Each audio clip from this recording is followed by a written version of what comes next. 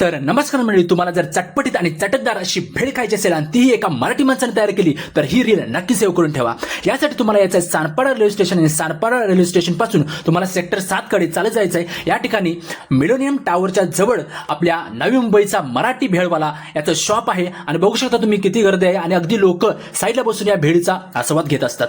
तर मंडळी, मराठी माणूस धंद्यामध्ये कुठेही कमी पडत नाही हे आपल्या भावना दाखवलेलं आहे. कारण अनेक मराठी माणसं नोकरी चोकरी आणि नंतर रिटायरमेंट येथेपर्यंत त्यांचा प्रवास असतो आणि ते धंद्याकडे खूप कमी होतात. पण हा भाऊ आपला अपवाद ठरलेला आहे.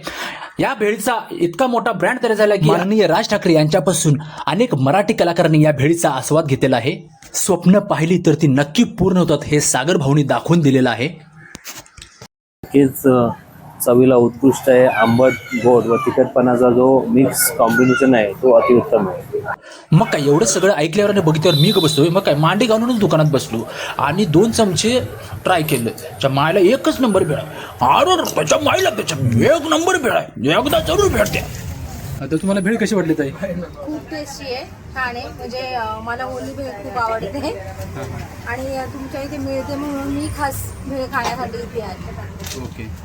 आणि पूर्ण ग्रुपला पण घेऊन आली की या खा म्हणून. तुम्हाला कशी वाटली? एक नंबर.